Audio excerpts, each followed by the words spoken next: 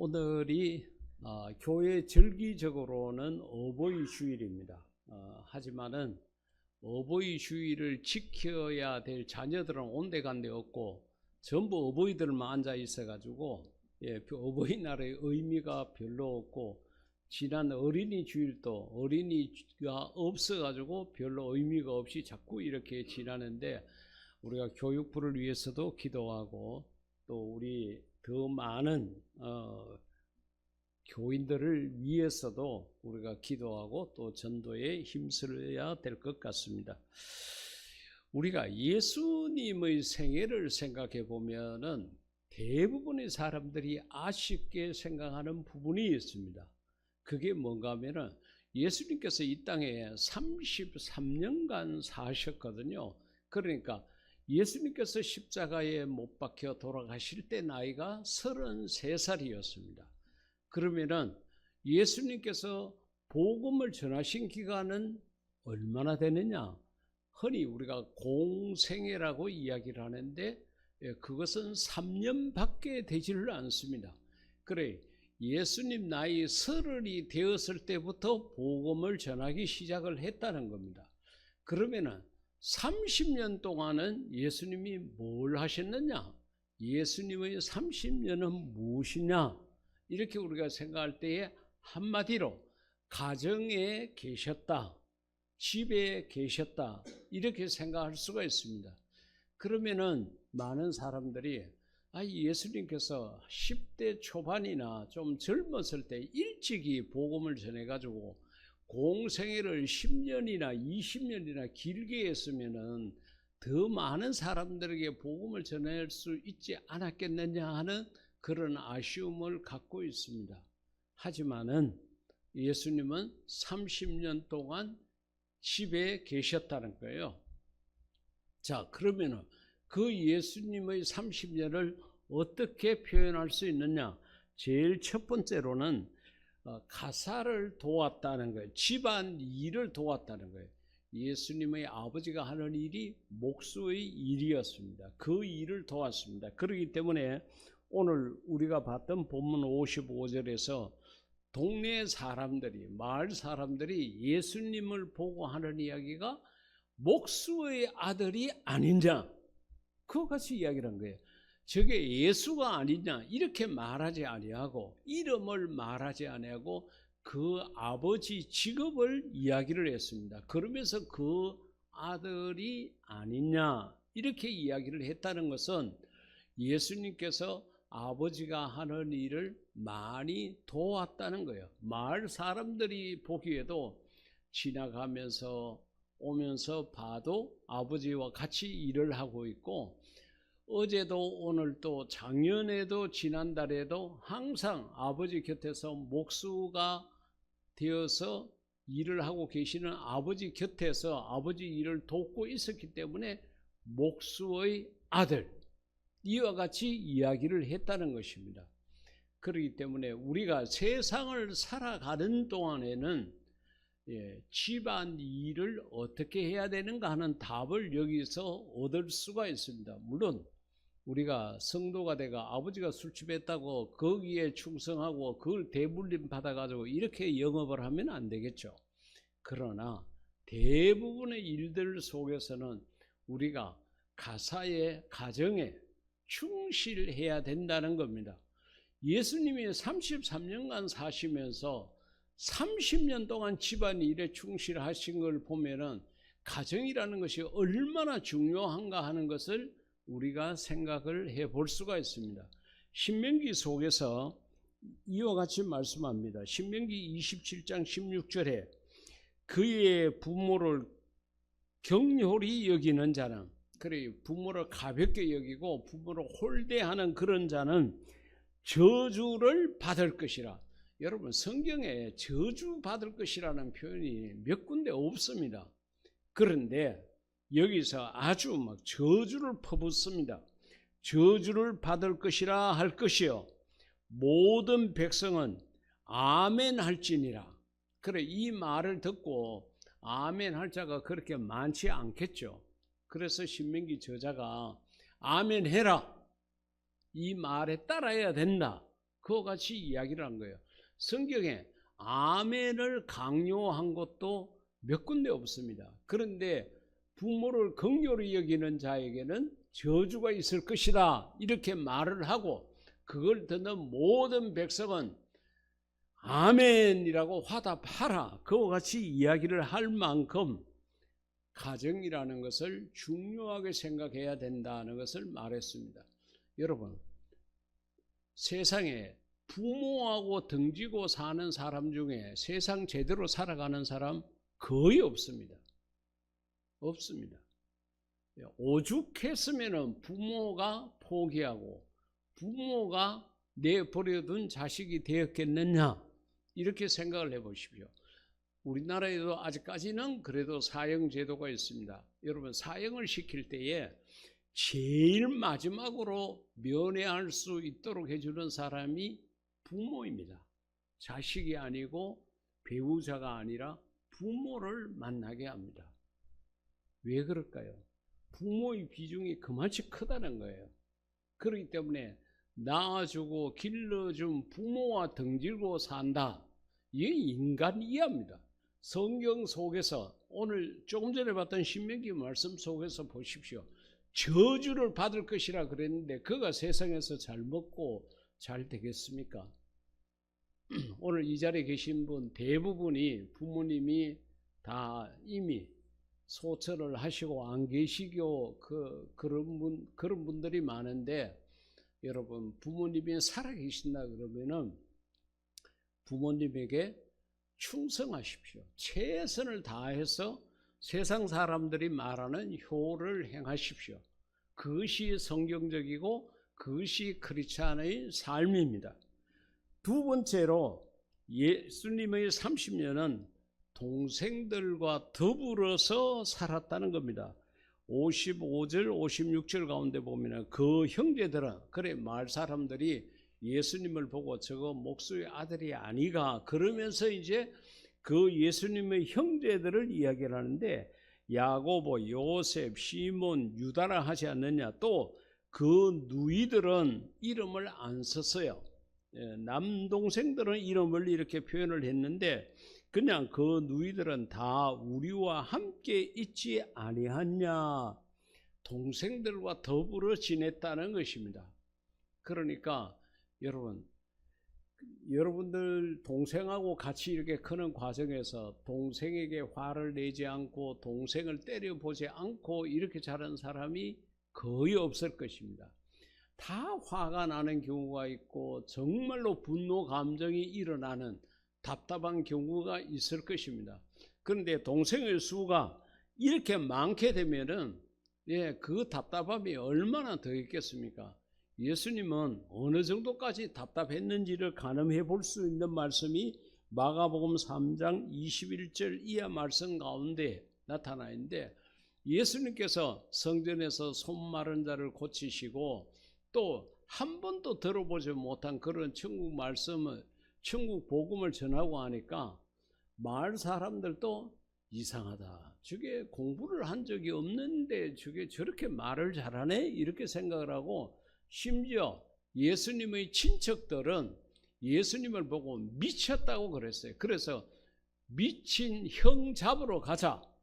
그 친척들이 미쳤다고 하는 예수님을 잡으러 가는 자리에 동생들도 동행을 했다. 외경에는 그와 같이 기록이 되어져 있습니다. 그러니까 동생이 봤을 때에 우리 형이 메시아가 아니라 하나님의 아들이 아니라 지금 미친 거다.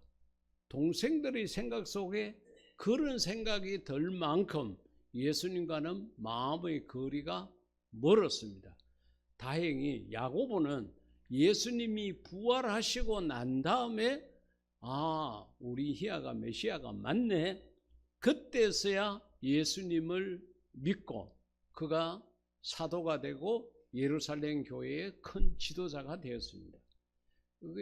거의 동생하고의 관계가 그렇게 좋지 않은 그런 관계였지만은, 내가 동생들 때문에 못 살겠다, 내가 하나님 아들인데 여기서 저 인간들하고 못 살겠다 그래가지고 집을 뛰쳐나가지 않았다는 겁니다. 도무지 내가 못 살겠다 그러고 그렇게 가족들을 외면하고 떠나가지 않고 더불어서 살았다는 것입니다. 여러분, 우리나라에 참 이해할 수 없는 통계 가운데 하나가 출산율은 자꾸 줄어 들어가잖아요. 줄어 들어가는데 집은 계속적으로 모자랍니다. 희한하잖아요. 출산율이 낮으면은 집이 남아 돌아야 됩니다. 그런데 집은 모자라서 계속적으로 집을 더 짓고 이렇게 하는 정책을 펴고 있습니다. 우리나라에 지금 단독 가구, 혼자 사는 가구가 417만 가구라 그럽니다. 여러분, 경산 시민이 28만 밖에 되지 않습니다. 417만 같으면 대구, 경북보다도 많은 인구입니다. 그 많은 인구가 혼자 살고 있다는 거예요. 왜 혼자 살고 있느냐? 뭐 여러 가지 이유가 있겠죠. 정당한 이유도 그 속에 있겠지만은 대부분 더불어 살고 같이 사는 것을 힘들어합니다. 더불어 살다 보니까 내가 이해하고 때로는 내가 양보하고 이렇게 내가 손해를 보는 경우가 있어야 되는데 그것을 내가 감내하지 못한다는 거예요. 내가 왜 계속적으로 다투고 살아야 되고 속상하고 살아야 되고 내가 왜 이해해야 되고 내가 왜 그렇게 해야 되느냐. 가족들 간에도 같이 살지 못해가지고 이런 핑계, 학교가 멀다, 직장이 멀다, 뭐 이런저런 혼자 공부해야 된다, 이런저런 이유 때문에 집을 뛰쳐나가가지고 혼자 사는 인구가 417가구나 된다는 것입니다. 그러기에 집을 계속 지어도 핵분열이 일어나듯이 계속적으로 일어나니까 집이 모자라게 되는 거예요. 사랑하는 성도 여러분, 교회 생활도 마찬가지입니다. 더불어 지내는 것입니다. 때로는 내가 손해도 보고 때로는 내가 참기도 해야 되고 때로는 내가 양보해야 되는 경우도 있습니다. 양보가 안 되고 이해가 안 되고 나는 절대로 손해 못 본다 이렇게 생각하게 되면은 공동체 생활, 교회 공동체고 직장 생활이고 가정 생활이고 정상적으로 할 수가 없습니다. 그런데 예수님께서는 그렇게 많은 동생들과 더불어서 같이 30세까지 같이 살았다는 것입니다. 여러분, 성경을 보면 참 묘한 게 하나님께서 사람을 쓰실 때 30세 미만의 젊은 10대, 20대를 들어서 쓰신 적이 없습니다. 심지어는요, 공자도 석가모니도 그들은 출가했다 그러죠. 우리가 봤을 때는 가출인데 집을 나갔습니다. 출가한 나이가 30세입니다. 그리고 이사야도 예레미야도 하나님께서 들어섰을 때 나이가 거의 20대 후반에서 30대 초반이었습니다. 그러니까 아무리 하나님 일을 하고 그렇게 한다고 하더라도 어느 정도 인간적으로 성숙이 되고 세상의 삶에 어느 정도 경험이 있고 난 다음에 하나님의 일을 하도록 그렇게 하셨다는 것을 우리가 생각을 해야 합니다. 다음 주에 오시는 우리 강사 목사님도 계시고 또 찬양을 하시는 장로님도 계신데 두 분이 다 은퇴 장로님이세요.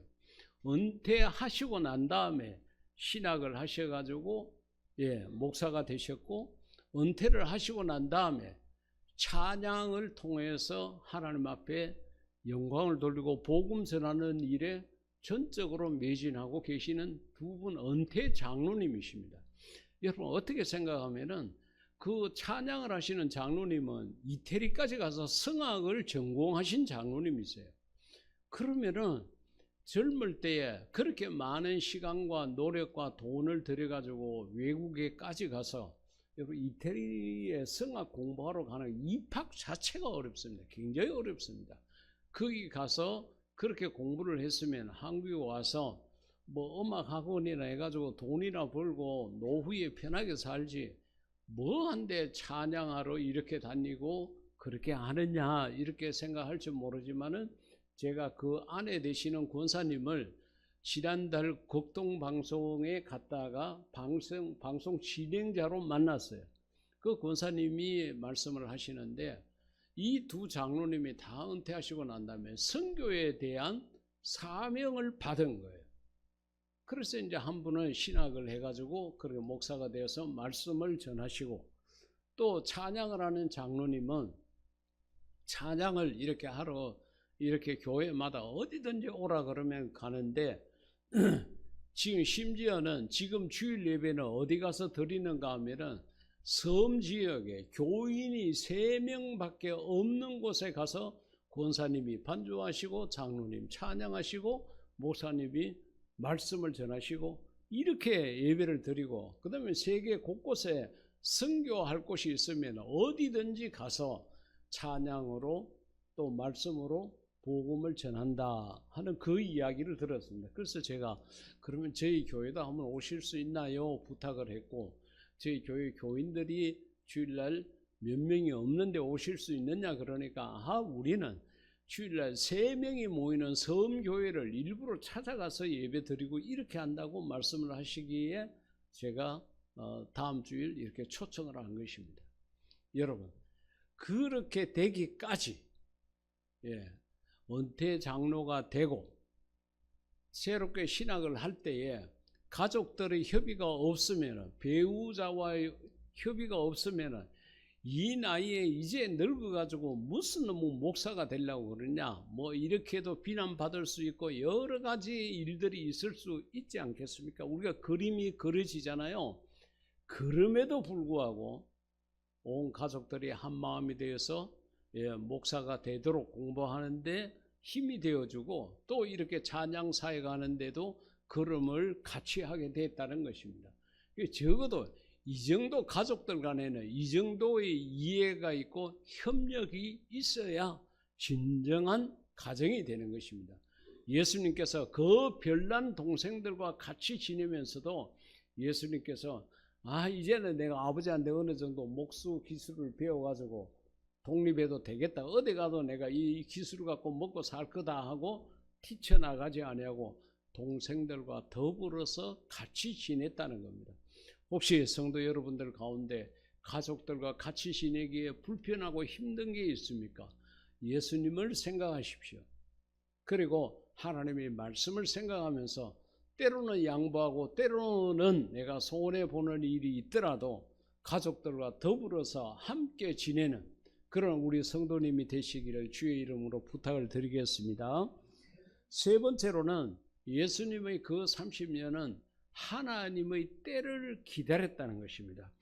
마태복음 4장 17절에 이때부터, 그래 이때가 바로 예수님의 나이로 생각하면은 예수님 나이 30이 되었을 때 비로소 그래 기다리다가 대기하고 있다가 비로소 전파하여 이르시되 회개하라 천국이 가까이 왔느니라. 이것이 예수님의 첫 설교죠.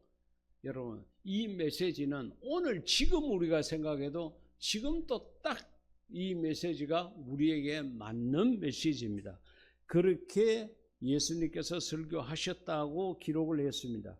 요한복음 7장 8절에 보면은 예수님께서 1년에 한 번씩 이제 예수님의 가족들이 예루살렘 성전에 이제 제사를 드리러 갑니다. 요즘 말로는 예배를 드리러 가는데 짐승을 데리고 이렇게 온 이스라엘 사람들이 성지인 예루살렘 성전을 가는데 너희는 명절에 올라가라. 동생들 보고 했는 이야기예요. 그렇게 하고 내 때가 아직 차지 못했다. 예수님께서 걸음을 하실 때에 당신 생각으로 당신 계획으로 가고 오고 서고 이렇게 하신 적이 없습니다. 하나님이 정하신 때 가족들과 함께 가면 좋지 않겠어요? 그 예루살렘 성전까지 걸어서 짐승을 데리고 가야 되는데 혼자 가면 얼마나 힘들겠습니까? 가족들과 더불어서 동생들하고 같이 가게 되면은 형 입장에서는 힘들고 어려운 일은 동생들이 좀 맡아서 해줄 거고, 이렇게 할 수 있는 수월함이 있었음에도 불구하고 또 시간적으로 보면요, 얼마 있지 않아가 채 하루도 지나지 않아서 예수님이 바로 가시거든요. 뭐 어떻게 생각하면 그 시간이 그 시간이다 이렇게 생각할 수도 있는데 대충 얼무 버리고 이렇게 따라가시지 아니하고 내 때가 아직까지 차지 않았다 그러고 하나님이 정하신 때를 기다렸다가 그 때가 되었을 때 예수님께서 예루살렘 성전으로 가신 이런 기록이 있습니다. 그러니까 여러분, 우리가 세상을 살아갈 때도 그렇잖아요. 모든 것이 때가 있다 그러고 전도서 저자는 세상 만사에 태어날 때부터 죽을 때까지 모든 것에 때가 있다고 그와 같이 이야기를 했습니다. 우리가 기도를 했다가 하나님께서 응답해 주지 않는다고 생각하는 게 왜 그렇습니까? 내 때에, 내가 생각했던 때에 하나님이 응답 안 해주셨다는 거예요. 내 때를 정해놓고 내 때를 기다립니다. 그런데 하나님의 때가 있는데 그 때까지 기다릴 줄 아는 인내가 우리에게 부족해가지고 하나님이 응답도 안 해주네, 이렇게 우리가 쉽게 생각하고 단념하는 경우가 있습니다. 그러나 여러분, 하나님께서 우리의 기도를 들으시고 우리에게 가장 좋은 때에, 가장 은혜스러운 때에 우리의 기도에 응답해 주신다는 것을 생각을 하고 기도하기를 포기하지 말고 하나님에게서 등을 돌리지 말고 하나님에게서 멀리 떨어지지 말고 하나님의 때를 기다리는 그런 인내심이 우리 모두에게 있기를 주의 이름으로 축복합니다. 이 가정의 달에 우리가 예수님의 30년, 이 가정에 예수님께서 가사에 충실하시고 또 많은 동생들과 더불어 지내고 그런 속에서도 하나님의 때를 기다렸던 이 예수님의 삶을 생각하면서 우리의 걸음도 예수님의 걸음과 동행하기를 주의 이름으로 축복합니다. 이 시간에 우리 다 같이 기도할 때에 하나님, 우리 가정 위에 하나님의 복과 은혜가 함께 해달라고 다 같이 기도드리겠습니다. 살아계신 아버지 하나님,